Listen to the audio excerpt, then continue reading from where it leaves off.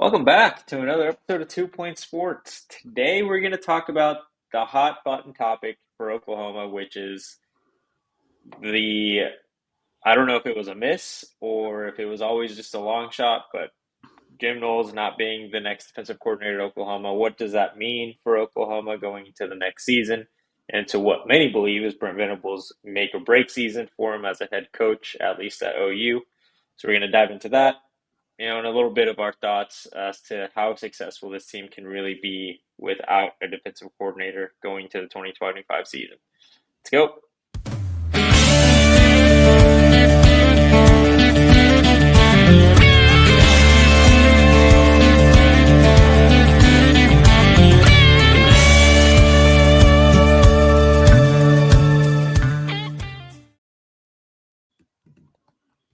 All right. Well, if you if you hear of a lot of people on Twitter, you probably either think Oklahoma sucks and is never going to be winning football program again, or you're able to look past the shit and realize that it's okay. Um, Going back to the top of the show, Oklahoma was not able to hire Jim Knowles as their next defensive coordinator after a long wait, many reports of it being potentially happening from really everyone. I mean, that was funny on Twitter, at least yesterday or when the news dropped. All of these random Twitter accounts acting like the insiders are supposed to have the end all be all knowledge and fortune tellers as to what is and isn't happening. At the end of the day, like, it is true. These are people that get to make their own decision and don't just decide based on what your favorite school wants to believe could happen. But Brandon, throwing it over to you, is is the miss, or however you want to put it, is Jim Knowles not being Oklahoma's defensive coordinator really that big of a deal going to the 2025 season? Well, I mean, I do think it's a miss because I mean, if you believe everything that we read from, like you said, multiple different outlets, and I do. I mean, there's a reason that they're reporting this up. I think Oklahoma really did want him. I think they really did pursue. I think they really did negotiate. They really battled, whatever. Ultimately, he picked Penn State. It sucks, right? Because I mean, Jim Knowles is obviously a very good defensive coordinator. He just coached a national championship winning defense. He would have been a fantastic addition to this staff because the defense was already very, very good last year. I'm not going to sit here and act like I didn't want him, but at the end of the day, ultimately when Zach Alley left, the offseason went from you needed an offensive coordinator and a defensive coordinator. I think Oklahoma hit a home run with Ben Arbuckle at OC. Zach Alley was, a departure that you really didn't expect. So then you needed to look for a DC. Jim Knowles would have been another home run. Then you would have had two home runs, two home run hires at your coordinator spots. Unfortunately, it didn't work out. But I don't think the defense is going anywhere. If you look at what they did this offseason with Marvin Jones Jr., with Kendall Daniels, bringing R. Mason Thomas back, I think the defense is going to be just fine. I think Coach Brent Venables is still going to be very heavily involved in calling the plays now. I think that was one thing that a lot of the fans were excited about. If you do land Jim Knowles, Brent Venables gets to take a little bit of a backseat to the defense. I mean, he's still going to be there, looking at it, overseeing it, kind of stuff like that. But he's not going to be the one maybe as hands-on or as play call-y type. Now I feel like he's going to have to keep that role of calling plays, but the defense is going to be just fine. I'm excited to see where they go from here, who the DC is, if they bring Sam Goodwin in as some sort of role of defensive analyst or whatever. But the defense is going to be fine. West Goodwin. But West yeah. Goodwin. Sam Goodwin is the center. Sam Godwin. Yeah. I get why yes, it is a miss, but it's not like a big miss. That Jim Knowles would have been a luxury for Oklahoma. And I think some people are going to say that is sunshine pumping and whatever you want to throw out there, but it would be as if, I don't know, Lincoln Riley joining Lane Kiffin at Ole Miss. Like, it's not necessary, but would it be really cool to have two great minds on the same side of the ball work together on one staff? 100%. Jim Knowles and Brent Venables would have been an awesome tag team to have to game plan week in and week out for Oklahoma and really for any team. But is it necessary? No. You have Brent Venables. The reason he got this position is because he has been such a storied, great, all-time great kind of defensive coordinator. He's won multiple national championships due to how great his defenses were. I think you have to feel okay with it. Now, I think what can be a question mark is how is the overall team going to be handled? Can Brent Venables keep that balance of being the play caller and game planner throughout the week, as well as a head coach? You know, he can't be the CEO that everyone would love to see, but he's he's put in a spot where it is time, like, you have to prove that this is where you can excel. You can't just be the head coach at Oklahoma because you're a nice guy or you're a great person in the community, great for the university as a person. You have to, at the end of the day, produce results. And like it or not, he has. And you can throw out however many reasons. At the end of the day, the record books in 10 years, regardless of what his success looks like or failures looks like over the next 10 years, we're going to look back and say those three were one good season and two flops. No one's going to remember all the context around it.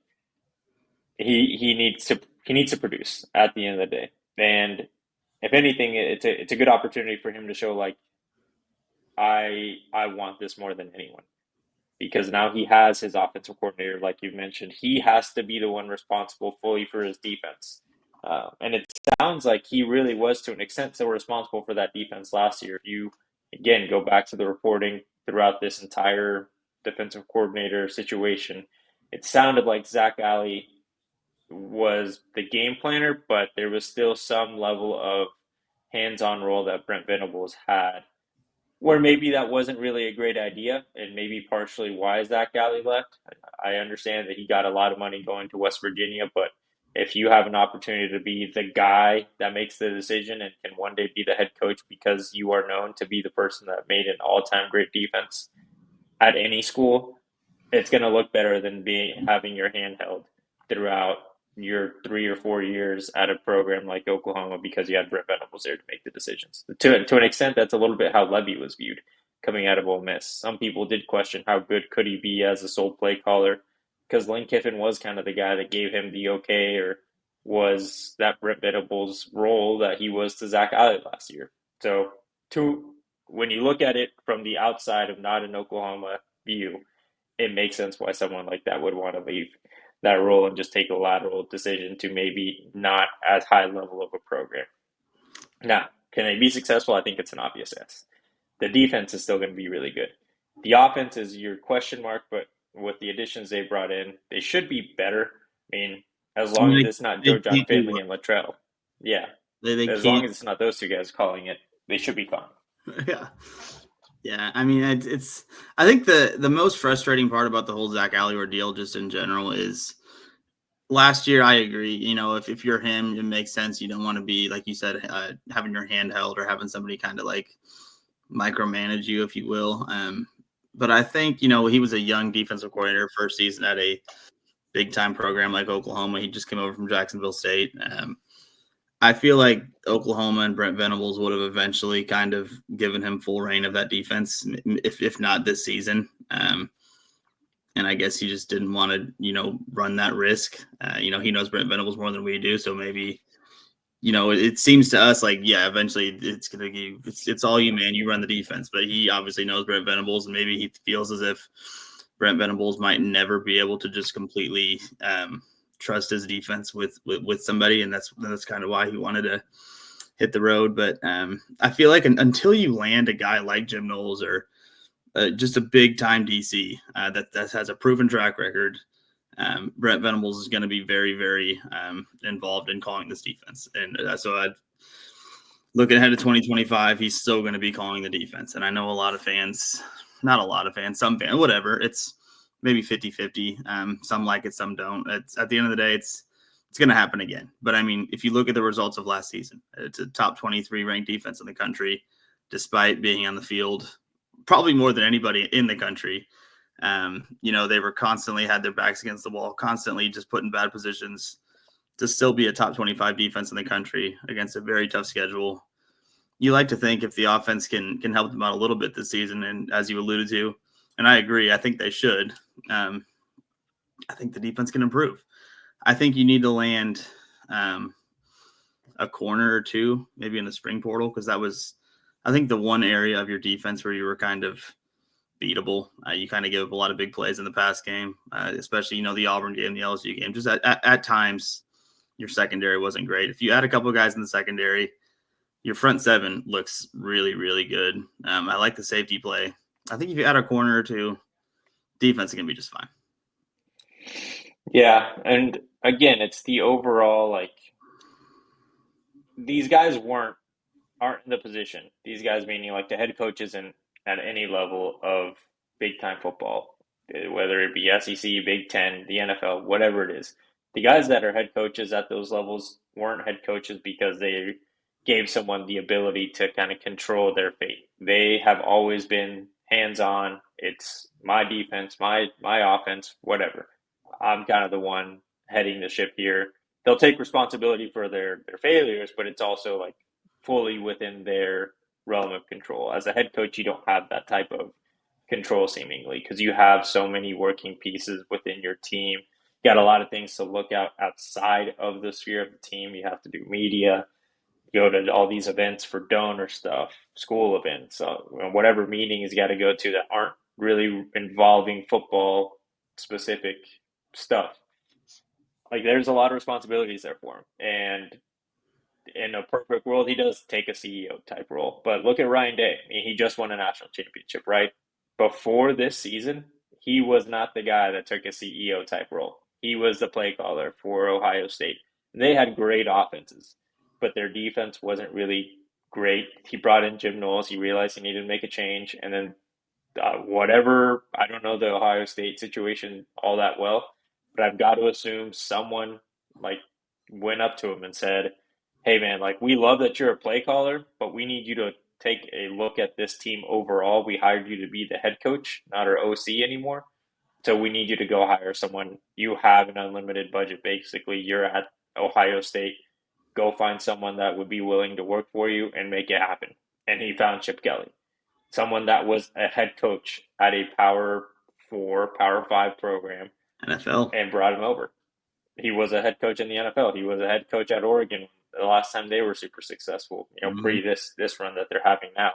Like he brought in basically the offensive version of Jim Knowles, a older, really successful offensive minded coach that would come in and kind of take that play calling role so he could be the CEO of his team.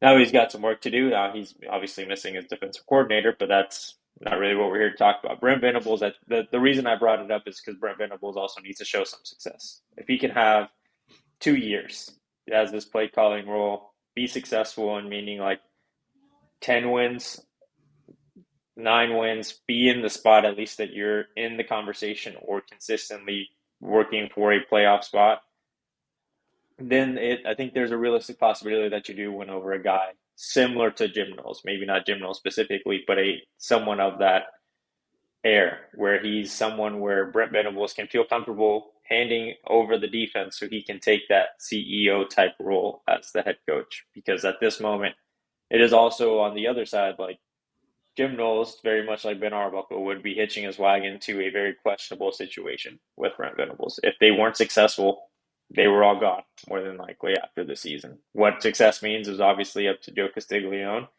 but many, I would say, around the fan base and people that commentate on Oklahoma are between the 8 and 9 wins to at least retain his job at the minimum, not stay here for another 2-3 years. Retention of for 1 year, 8-9 wins. And yeah, the schedule is going to be tough. That could be a conversation for another video, but are you really going to put your fate of yourself and your family based on an unknown situation? I mean, I agree. I think that's the only part about the whole Jim Knowles thing that sucks is, because I think Ryan Day is a great example of exactly that. A guy that did call the plays. Chip Kelly comes around, he gets to take a step back. Brent Venables would have had that opportunity had Jim Knowles decided to come over. At the end of the day, he didn't. It is what it is. I agree with your numbers as far as wins go. I have not seen anybody say anything less than 8. I say 8 over and over again, and I think a lot of people think I'm crazy for it, but I think 8 is my number. You're more of a 9 or 10 guy, but yeah, I mean, you're exactly right. If he does go win 8 or 9 games this season, keeps his job, and then let's say he goes into 2026 still without a DC that is a big name guy that you can trust, and he calls it again, and you go 9-3 or 10-2 again, then I think you're right. You're going to start to attract those high level DCs. I mean, if not sooner. I mean, because I think the Jim Knowles thing kind of caught a lot of people by surprise. I mean, we were a 6-6 team, lost a bowl game in Navy, and all of a sudden you're at one point the favorite to land Jim Knowles, or it's looking really good to land Jim Knowles. Just didn't work out. But I mean, you never know at the end of the day. I think Oklahoma's going to land somebody at defensive coordinator. Maybe they bring Wes Goodwin in as an analyst. The defense is going to be just fine. The 2025 season, if it goes poorly again, it's not going to be a result of the defensive play. It's not. But at the end of the day, it's going to have to be what he's going to hope. He's going to have to hope that defense, if his offense is not any better, hope that his defense can win him 8 games, because it's kind of on the line now. I don't think that's going to be the case. The offense literally can't get any worse. I don't think it can. If it does, then you might as well just quit, because that's not a good look. If it gets worse than it was last year, that's going to be a dark time. I don't think it's possible, but I don't think so either. If you look at the receivers coming back, the offensive line got, I think, a little bit better. You got a top 10 quarterback in college football. You got an offensive coordinator who's not Seth Luttrell or Joe John Finley. I think it's only up from here. Yeah, but I mean, 8 or 9 wins, defense is going to be fine. It's going to be fun to follow, this next week or so. I would envision that Oklahoma gets it done relatively quick as far as whoever is going to be the DC. I'm sure they've had guys on the back burner throughout this entire Jim Knowles process that if you strike out on Knowles, A, B, or C is the next in line. And I'm sure though they've already reached out and are trying to get something done there. So I envision that whoever is the DC, I think we find out pretty quickly and kind of go from there. Yeah, I hope it doesn't take much longer, because now you have maybe not wasted time, but you've already gotten into winter workouts. Let's figure something out here so that the guys can start figuring out what's going on and who their coaching is, especially for the linebackers. It's going to be important. They need to recruit some of those. So find a good recruiter that can coach linebackers at a decent level, because you've got Brent Venables to learn with, and I think you'll be just fine. You don't need to make a home run hire at this point, regardless of what some very loud people in the fan base believe. You don't need Jim Knowles. That would have been an awesome addition, but not a necessity. 100%. Yeah, that's all I got. I was gonna say, the Oklahoma basketball team has a huge one tonight at Texas A&M. They just had a big road win at Arkansas.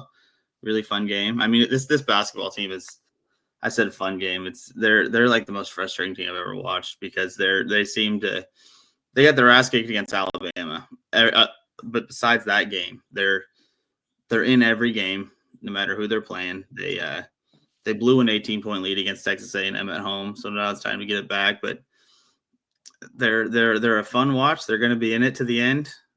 Hopefully they can go steal one in College Station tonight. Would be huge. Yeah, we'll see.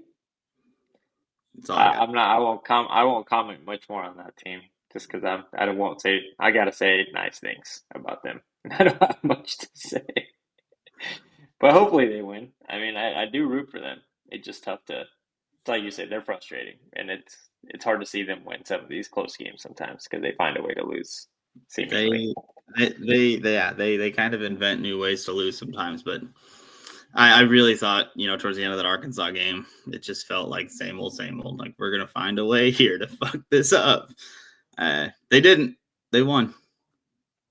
Maybe they turned the page after that game. Maybe they're thinking, now we know how to win. let's roll this momentum into a They're on. winning streak, Hey, maybe 4 or 5 wins. they're on a 2-game streak. They're 2-4 in conference play now. It would be nice to get to 3-4, but yeah, we'll see. Let's see. Well, that wraps it up for today's video. Thank you guys all for watching. Make sure to like, comment, subscribe.